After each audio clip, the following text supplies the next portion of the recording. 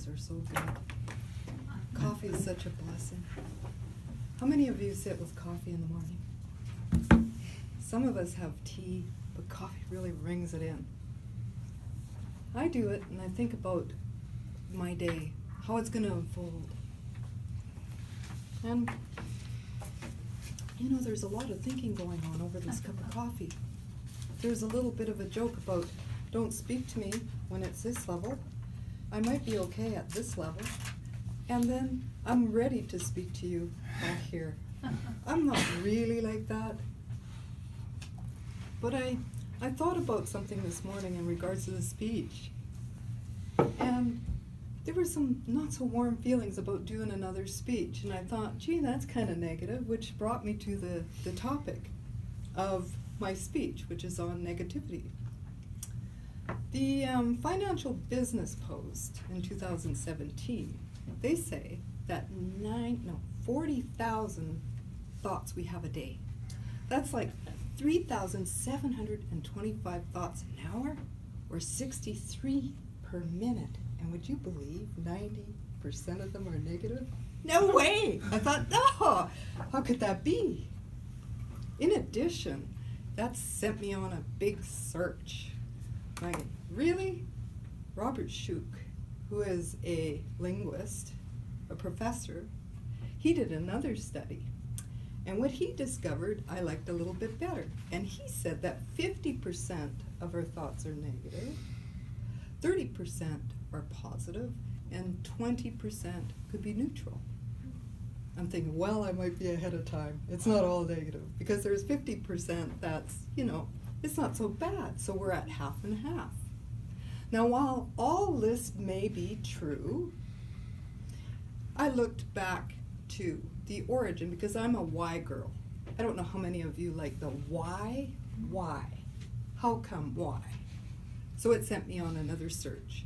In 1915, Walter Kuhnen did another study, and it said, excuse me for a minute, it said that his study was around flight or fright. And basically, we are set up to think negatively because our brain is we're protecting ourselves. So any line of threat, any kind of thing that's going to sabotage or hurt us, and it is looking after our survival, we're going to react. And I'm going, okay. So, for example, when I went and I started thinking about losing a little bit of weight this summer, it actually started this spring because I wasn't feeling so good, And I thought, well, the first thing I think about diet is like, what? Little tiny bowl of salad. When I gotta have food. How many of us love food? I love food. I like whipped cream. I like cake. I like all this. And I just couldn't get my mind wrapped around it. And, I was holding at a steady weight for over a year. And I went, well, what little thing could I do? You know what I did?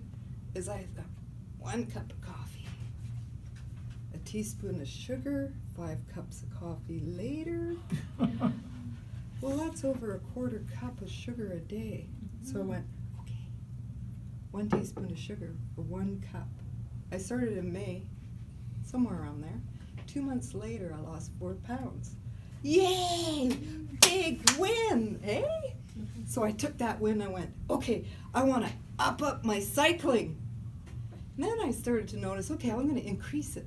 That while I was cycling, I didn't even get to 5 kilometers with George, and I was feeling kind of exhausted. I wondered, then I'd go home and I'd start to ache. I'd be like walking around like a little old lady. I'm like, oh, what's going on? You know what? I was thinking to myself, that has to be a flight response. And how did I know this? It's because it brought me back to Hamilton, Ontario on a tour. I was going across a busy intersection with George, and something happened to my bike, and I fell over, and to break my fall, I landed on my elbow in the middle of the traffic.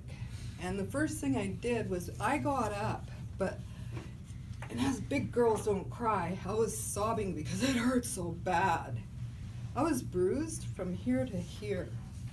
So there's the fright. embodied. So I went, okay, so I'll cycle 1 kilometer or 10, whatever it takes. And you know, in 2 months, I lost another 4 pounds. I felt really good.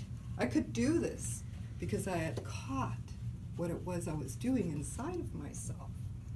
Now, I want to illustrate this with a story. So in front of you, you have a little card. And with that little card, what I want you to do is flip it up where it's the brightest.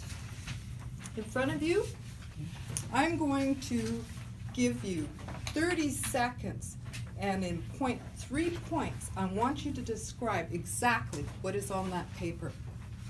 Starting now, and I'm guessing on 30 seconds.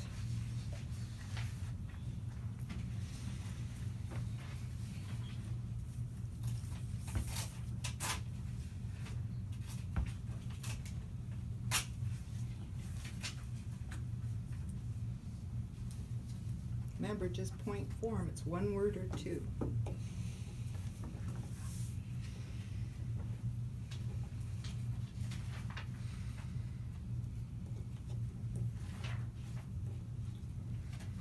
Okay, it's a quick one. And it's a great analysis to do with your team because it's that quick. There's a story behind the black dot. And the story about the black dot, and before I get into that story, I'm going to ask for 3 volunteers real quick. Can I have 3 volunteers? Raise your hands. Okay, Ken, George, and Andrew. Andrew, I'm going to ask you, what was 1 word you put down there? Target. Target? Yeah. Okay. George, what did you put? Dot. What did you put, Ken?